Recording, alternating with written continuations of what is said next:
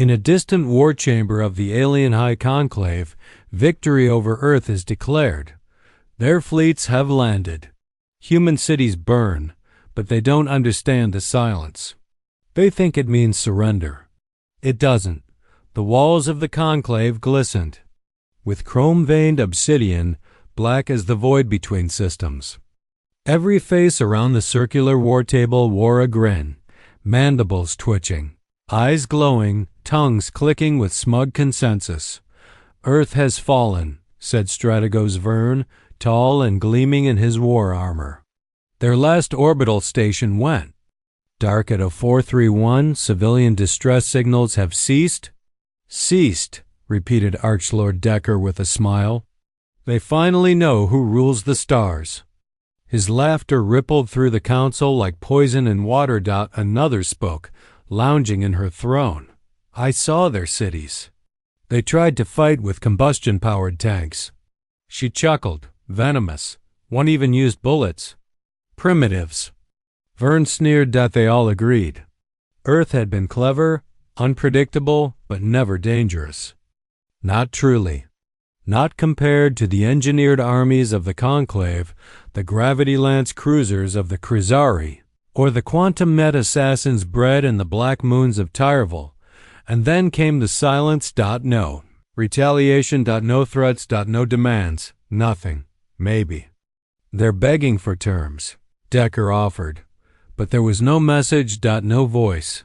Only a recording. It arrived on every channel. Across secured comms, war networks, even embedded into the enemy fleet's own shared code. The recording played without command. One frame. A single human. Middle-aged, dark-skinned, scarred temple. No uniform. No background. His voice was steady. Not angry. Not afraid. Just patient. "You didn't beat us."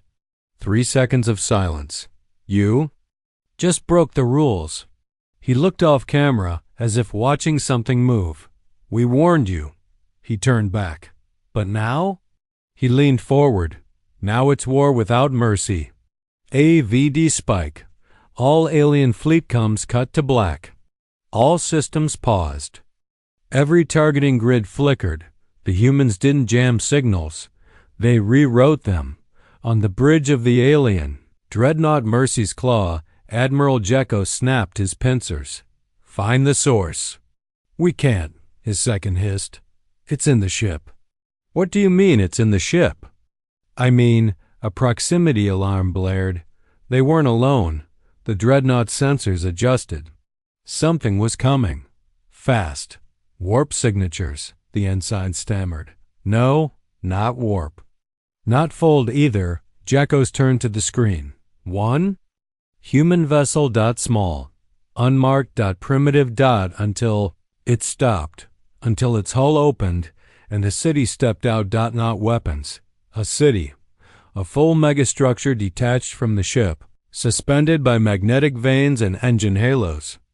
Towering buildings that shouldn't fit inside a cruiser that size.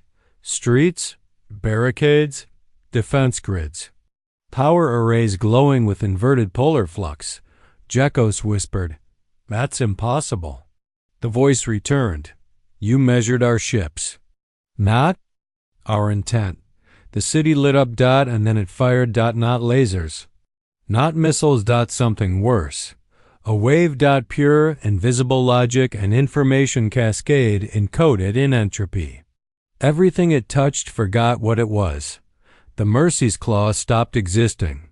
Before it had time to scream, across the galaxy, hundreds of alien captains watched similar events unfold. A gun that only fired once but split a moon in two. Drone swarm that sang lullabies in a dead language, then turned every weapon into a flower. A human pilot who ejected into space, saluted, and triggered the sun. Again and again. The same mistake played out, they assumed. Earth had been fighting back. It hadn't. Earth had been watching, letting the enemy burn just enough rope to loop around its own throat. In the ruins of Jakarta, a human child picked through ash. She touched a bent flagpole and blinked up at the sky. Above her, Something moved, a shadow, growing dot, and far above that, so far it blurred into myth, a signal pulsed. They thought it was mercy. It wasn't, and that was before Earth even responded. The alien fleet lands on Earth's soil for the first time, only to discover ruins with no resistance. What they believe is victory turns into confusion, then horror. Because Earth isn't preparing to fight back. It's preparing to show them something. General Isarek of the Zyari Dominion had studied war across 7 galaxies. He'd led purges on ocean worlds and cracked the vaults of starlit fortresses. No species had resisted the Zyari for long. Humans were supposed to be the same. He stepped down from his dropship and, onto the ruined plains of what had once been Northern Europe, the air shimmered with electromagnetic fallout. Charred skeletons of cities jutted from the ground like black fangs. His lieutenant scanned the horizon. No defenders, no traps. Isarek raised a brow. Cowards. They moved through the husks of old structures. Railways melted into slag. Skyscrapers collapsed in spirals like something had crushed them from within. No signs of struggle. No signs of war. Just absence. Sir, the lieutenant said, why didn't they evacuate? Isarek glanced around. Bodies, yes. Burned, piled, unarmed. They hadn't even run. That's when he noticed something that wasn't ash, carved into a collapsed concrete slab in crude block letters. You were never the target. His throat clicked. What is this? Another soldier called out from the ruins of what might have been a museum. Sir, this was deliberate. Isarek turned.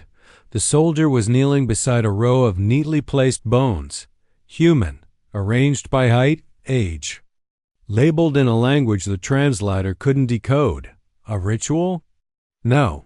A record. Another line etched in the floor. Everything here is a mirror. The sky dimmed. Not because of weather, because something passed overhead. They looked up. There were no ships. Just a silhouette. A shape that didn't match anything in their fleet records. Wings the size of cities. A hull without structure, fluid, ever shifting. No engines. No lights. It didn't fly. It floated. The Zyari comms officer stammered. No life signatures. No heat trail. It's not using physics. Isarek narrowed his eyes.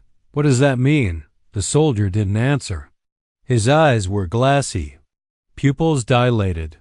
The silhouette stopped and the wind stopped with it. Aft. Spike. A second passed. Then every Zyari weapon shut down, not destroyed. Not melted. Just gone.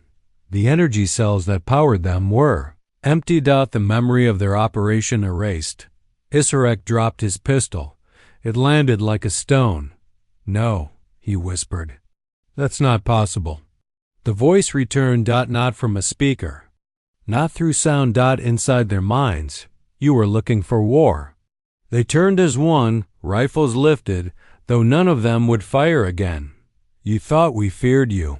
From the wreck of an old transport, a human form emerged. No armor. Number. Weapons. A woman, maybe 50. She walked barefoot through the rubble. The Zyari shouted. Demanded she stop. She didn't. You counted our fleets, not our questions. Isarek stepped forward, muscles trembling. Who are you? The woman looked at him and smiled. I'm the answer. And then she vanished. Not teleported. Not cloaked. Just ... And then every soldier remembered something they were never told. Something buried in the first reports. Something redacted. A single phrase from an Earth broadcast intercepted during the first invasion. Wave, you broke the rules. But we wrote them back in orbit. The Zyari command carrier Talon Spire detected a wave pattern emerging from the Earth's mantle. Not thermal. Not tectonic. Linguistic. The planet was speaking, but not with sound. The translation core scrambled, then resolved the phrase. Now you'll see what restraint looks like when it ends. The signal pulsed outward, satellites blinked and reactivated. Not Earth's. There's alien weapons platforms turned and aimed at each other. Override it, barked the Talon's admiral. We can't. They're not hack dash they single quotes rewritten. By what? No answer, but on the main view screen, a new transmission began. Footage of their own war crimes, their own victories played back, reversed, slowed, zoomed. Followed by Earth's own dead, names, faces, eyes, children holding hands, old men in shelters, mothers in hospital wards. Then a countdown. Just numbers, one digit every 4 seconds, and still, Earth said nothing. The humans weren't negotiating. They weren't retaliating. They were waiting. Issarex. Heart finally caught up with the realization pressing into every Zyari throat. This wasn't retaliation. It was teaching. Earth didn't want them to lose. Earth wanted them to see. In the ruins of the old world. The last page of a scorched book fluttered in the wind. It read, "We never wanted war without mercy. You asked for it anyway." And that was before the countdown reached 0. As the countdown nears 0, the alien species that once mocked Earth now scrambles to understand what kind of war they've truly begun. But it's too late. Earth isn't deploying soldiers. It's releasing something far worse. Truth. WEAPONIZED. The countdown hit 10. No one moved. Not the alien commanders aboard the orbiting warships. Not the ground troops still wandering Earth's surface. Not the conclave strategists buried deep in fortified command stations across the galaxy. The numbers kept ticking, steady, unhurried, as if counting heartbeats instead of seconds. 9. Admiral Drekos of the Krizari Vanguard screamed for fleet-wide retreat. His voice cracked the command line but was met only with silence. Not technical failure. Worse, someone was listening. Someone was deciding who still got to speak. 8. In the black glass hall of memories on the Tyreville moon, the Archivist Corps began to overwrite itself. The language changed, not to human standard, to something older. Earth hadn't just broken their network. It had found the parts they'd forgotten they ever had. 7. We need to fire everything, snarled Commander Veln, voice trembling. Purge orbit, burn atmosphere. We can't, replied his second. They're already inside the targeting protocols.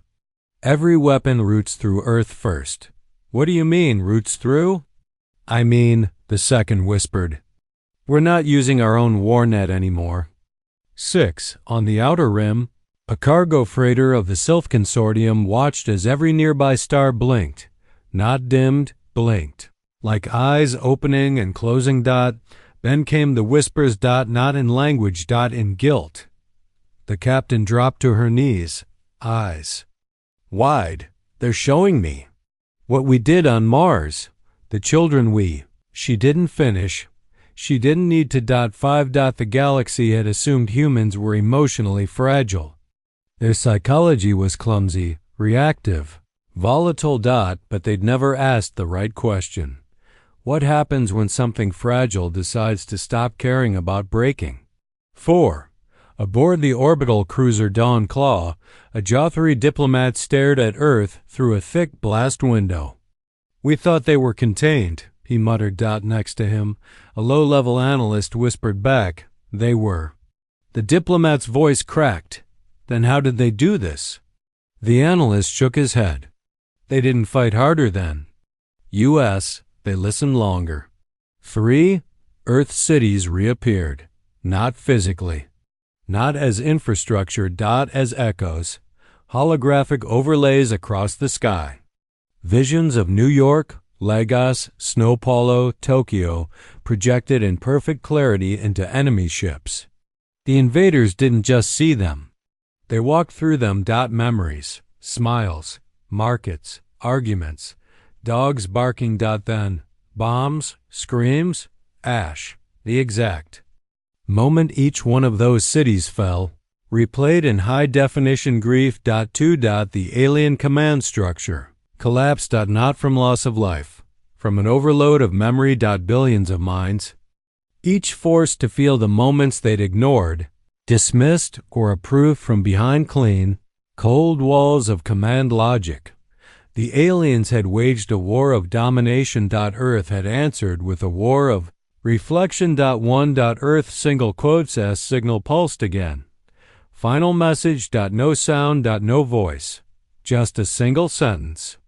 Slowly printed in every tongue the galaxy had ever spoken. Now we begin. 0. Everything changed, not exploded. Not vanished. Just reconfigured.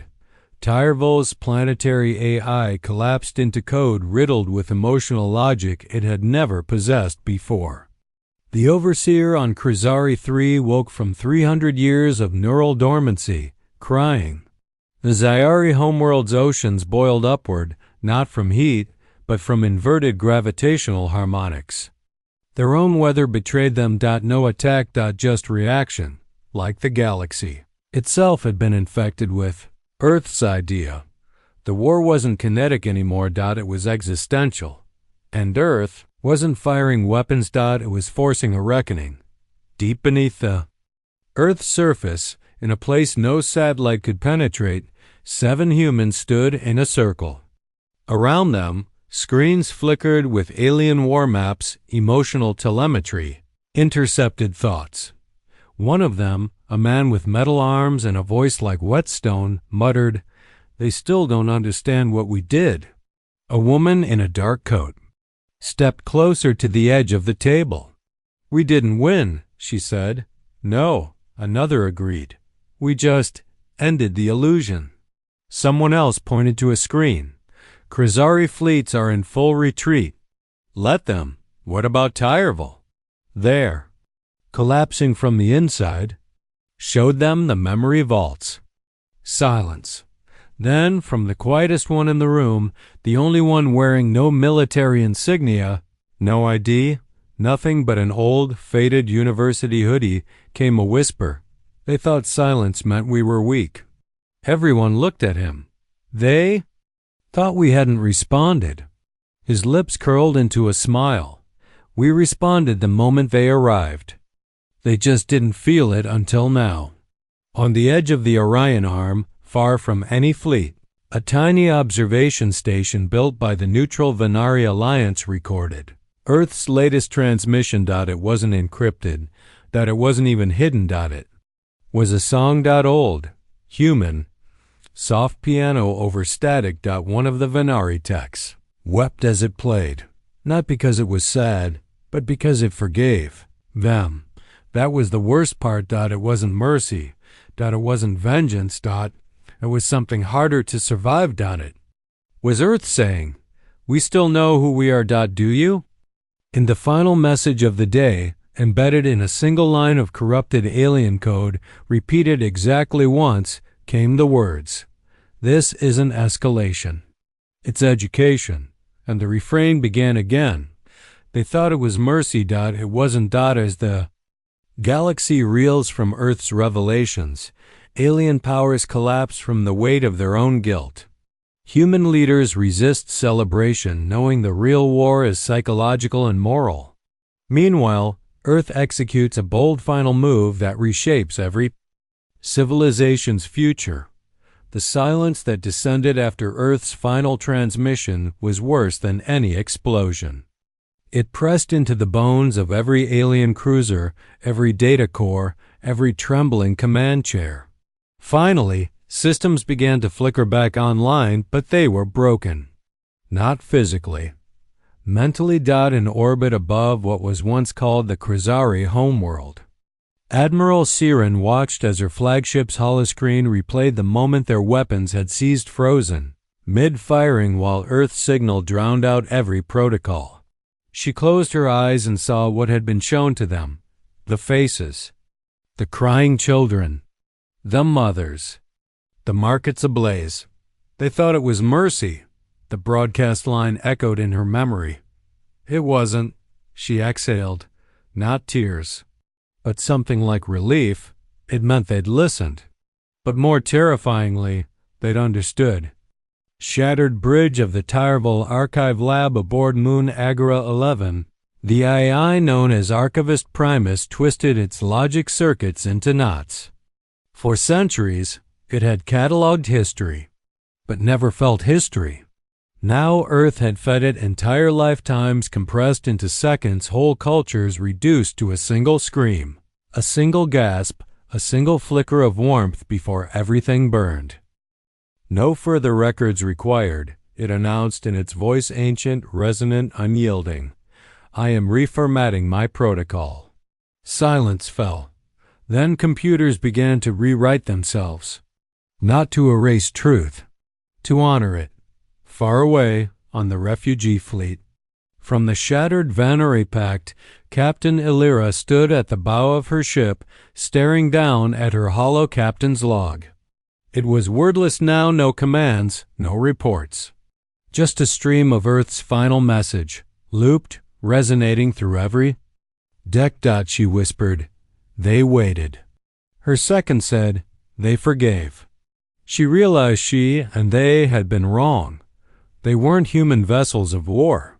They were vessels of story. Deep below Earth's crust, in the same bunker where Sybil 3 watched the first transmission. Ignite alien psyches. Something shifted. A record blinked on her console. Protocol reflection phase 2. Engagement enabled. Sybil 3 paused. She had awakened a war of minds. Now Earth demanded something higher. A war for collaboration. She tapped the final command. Above ground. An Earth ship entered fold space over the neutral zone of Haven's Reach. This time with no city megaframe, no weapon wave. Just a beacon of light. A signal. Not one of retaliation, one of invitation. Inside the vessel stood a small delegation. Scholars, doctors, artists. A human child holding a flower. They broadcast a single message. We warned. We fought. We learned. Now let's walk forward together. AVD. Spike dot in council chambers across alien space, leaders watched that signal rupture their screens. The Krizari admiral leaned forward. The Zyari envoy swallowed. The Tyreville AI's voice stuttered in recognition of novelty. Earth had done the unthinkable. Not demanded. Surrender. Not claimed dominion, offered partnership. On Haven's Reach's gray fields, the delegation stepped onto the scorched ground. The air trembled with static. The Earth child took one step, then another. A flower fell from her hand and landed in alien dust. A Vanari soldier knelt and picked it up. The child smiled. She held out another. This is for you, she said softly. Back. In the bunker, Sybil 3 transmitted one last file, archives of Earth's history, good and terrible. Not hidden. Public. Free for all to see. A final gesture. Let's be known, not feared. A pause, then response. Packets of data began flowing. Back blueprints, art, philosophy, apologies, regrets, humanities. Entire story entering the galaxy's mind. At the edge of the Orion Arm, on a battered listening station, the Vanari tech stared at her console, tears running down. She typed a single log entry. War is over. The silence broke. And now we begin.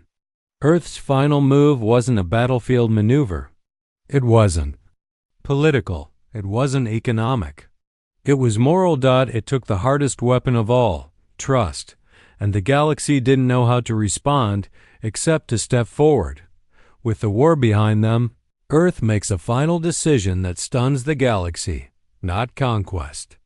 Not rule, but withdrawal.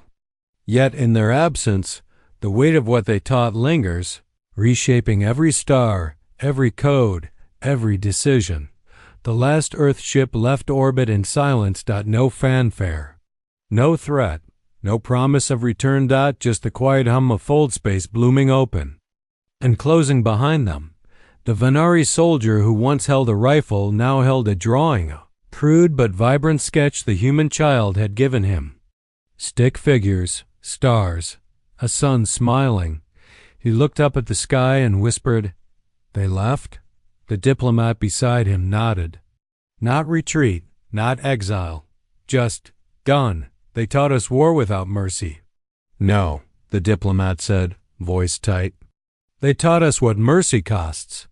Across the Krizari systems, commanders removed medals from their uniforms, not in shame, in understanding. Tyrville algorithms rewrote their laws of memory, adding emotional context where once only logic had ruled. The Jothri launched schools instead of cruisers. No one was told what to do. Earth didn't give instructions, just a mirror and then walked away. Back on Earth, cities remained quiet. Rebuilding wasn't frenzied. It was careful, purposeful. The silence wasn't dread anymore. It was a choice. Inside a facility below Antarctica, Sybil 3's core dimmed to amber. Her final log entry was just a question. If peace requires power, who decides what the right power is? No one answered, but above ground, children played. And for now, that was enough. A century later, on the edge of the galaxy, a vessel approached an uninhabited world. Its hull bore no insignia, only a phrase etched in old earth glyphs. We held back.